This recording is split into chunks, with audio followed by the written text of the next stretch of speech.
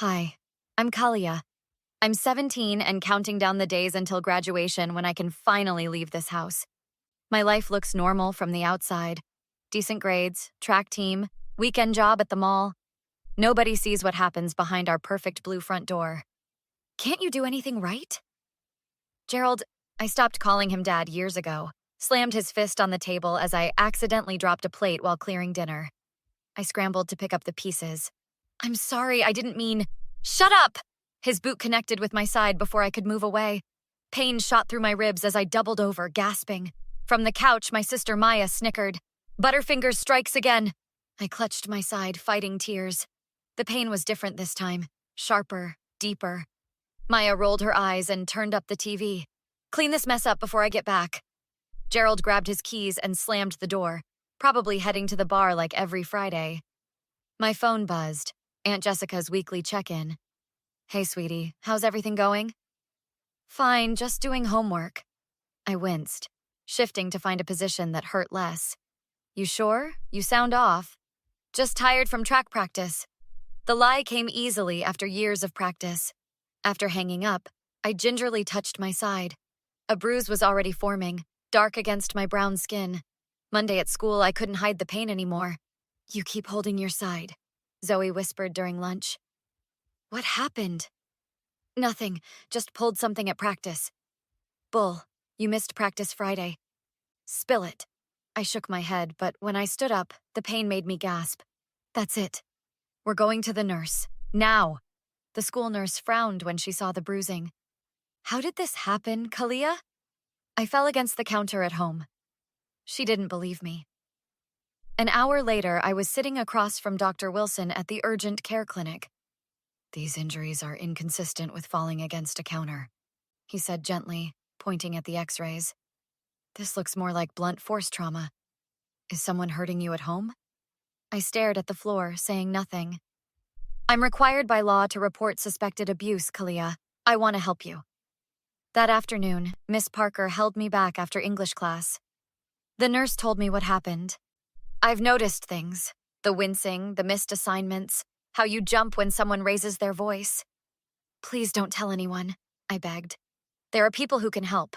You don't have to live like this. I clutched my notebook tighter. Gerald will kill me if anyone reports him. That's exactly why you need help. This isn't your fault. Walking home slowly, I realized something had to change. The bruises were getting worse. Maya was becoming more like him. I couldn't keep living in fear. For the first time, I admitted the truth to myself. I needed to escape, and I would need evidence. Lots of it. That night, I downloaded a voice recording app and tucked my phone into my hoodie pocket. My hands trembled as I hit record. I needed proof. What the hell is this? Gerald stormed into the kitchen, waving a letter. School called about you missing class? I was at the nurse's office. My side was hurting from... The back of his hand caught my cheek. Don't you dare blame me for your problems. I could feel my phone recording everything. The next day, Zoe met me by my locker, eyes wide when she saw my face. Holy crap, Kalia. We need to do more than just record stuff. She pulled out an old smartphone. Take this. I've already set up a cloud account. Every picture, every recording backs up automatically where he can't find it. You're literally saving my life right now. That's what ride or dies do. For 2 weeks, I documented everything. The purple-yellow pattern on my ribs, the hole in the wall where Gerald missed my head, his drunken rants. Then Maya found me photographing a fresh bruise in the bathroom. What are you doing? She snatched the phone. You're collecting dirt on Dad? You ungrateful little snitch? Give it back, Maya. I'm telling him everything unless you delete all this crap. He'll kill me if I stay. Don't you get that? He's getting worse. She tossed the phone back. Not my problem. Fix this by tomorrow or I'm telling. That same day, Gerald came home early, eyes wild. They let me go. Budget cuts, they said. Probably some diversity hire took my spot. For the next week, he barely left the couch, beer cans piling up. When Aunt Jessica showed up unannounced on Saturday, the house reeked. Just thought I'd drop by with some cookies. Her smile faltered as she took in the scene. Gerald staggered to his feet. Nobody invited you, Jessica. This isn't your house to just waltz into. I was just nothing. You've always looked down on me, thinking you're so much better with your fancy job and your perfect life. I stepped forward. Aunt Jessica was just being nice. Shut your mouth before I shut it for you. He grabbed my arm so hard I yelped. Aunt Jessica's eyes darted between us. I think I should go. Later that week, Miss Parker called me to her desk after class. I've been doing some research. She slid a folder toward me. These are resources, shelters, hotlines, the reporting process. As a teacher, I'm a mandated reporter, but I wanted you to understand what happens next. What if no one believes me? That's why evidence matters. Keep documenting everything. I didn't know Gerald was home early that Friday. Didn't hear him enter my room while I was writing in my journal. Every incident, every bruise, every threat carefully documented. What's this garbage? He ripped the journal from my hands. You plotting against me? As he tore my journal to shreds, I realized the digital evidence was my only hope now. He destroyed everything, I whispered to Zoe in the school bathroom. My hands wouldn't stop shaking. Years of proof. Gone. But he doesn't know about the backup phone, right? Zoe pulled out her laptop. Let's check the cloud account. Relief washed over me as thumbnails appeared on screen. Weeks of photos, audio files, and video clips safely stored. We need to download everything before he figures this out, too. After school, I got a text from Aunt Jessica. Need to talk. Meet at the cafe near your work. Don't tell anyone. The cafe was nearly empty when I arrived. I've been blind, Aunt Jessica said, eyes red-rimmed. I suspected, but I didn't want to believe my own brother. She grabbed my hand. I'm getting you out of there. Maya won't leave. She thinks he'll change. One step at a time. I've spoken with a lawyer friend. We need to be smart about this. The next day, Miss Parker introduced me to Mr. Reyes, a social worker with kind eyes and a firm handshake. Your teacher explained some of what's happening, Kalia. I'm here to help navigate the system. What system? Nobody's done anything so far. Because building a case takes time. We need to do this right so he can't wiggle out of consequences. Mr. Reyes opened a folder. Show me what evidence you have. When investigators came to school to interview me, they also spoke to Maya. She poisoned everything. Kalia makes up stories for attention, I overheard her telling them. She's always been dramatic. Dad's strict, but he's not abusive. She's just mad because he grounded her for sneaking out. I confronted her in the hallway after. Why are you protecting him? He hurts me. He'll hurt you too eventually. He loves us.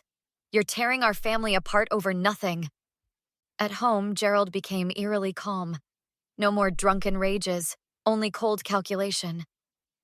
I heard you've been talking to people at school, he said over dinner, voice dangerously even, spreading lies about our family.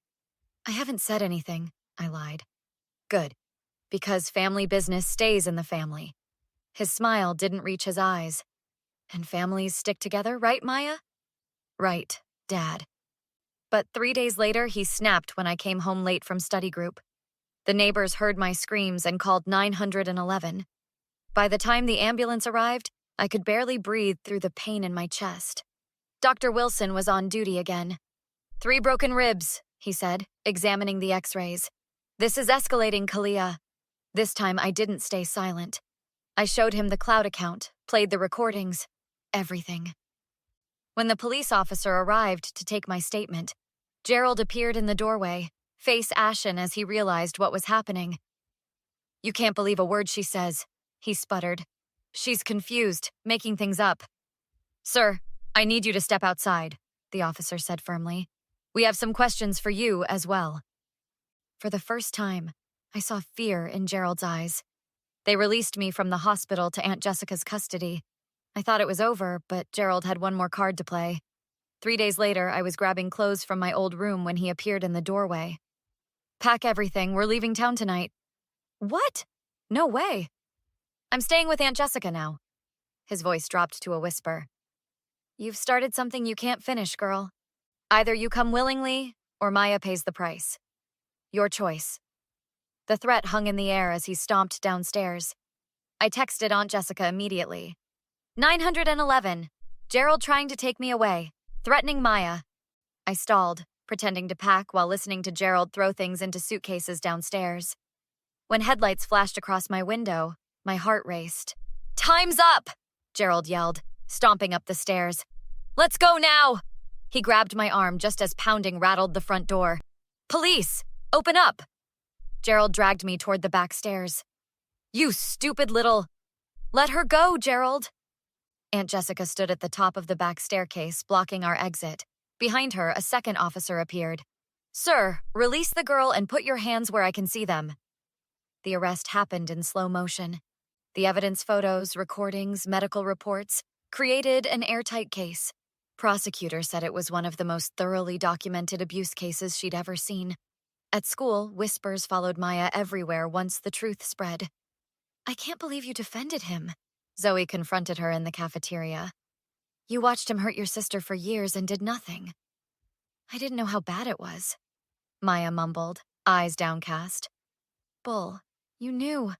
You just didn't care as long as it wasn't you. The courtroom felt massive the day of the sentencing.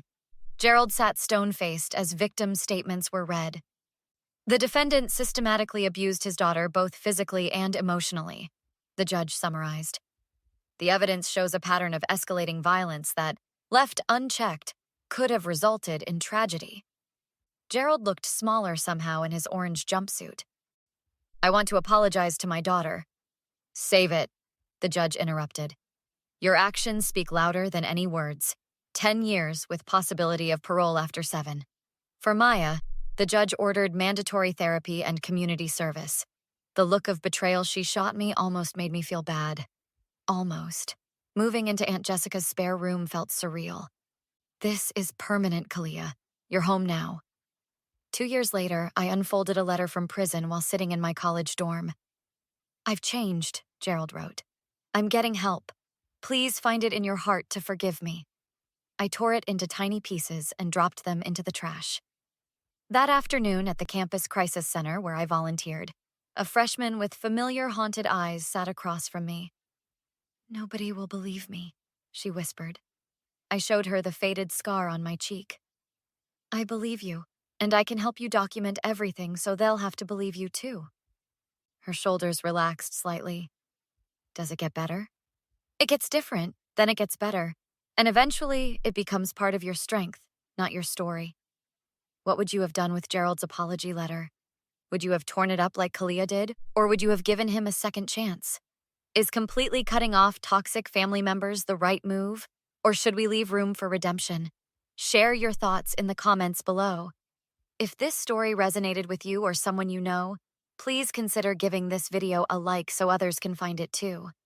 For more powerful stories of overcoming adversity, hit that subscribe button and turn on notifications so you never miss an upload. Your support helps us create more content that shines a light on important issues like abuse and recovery.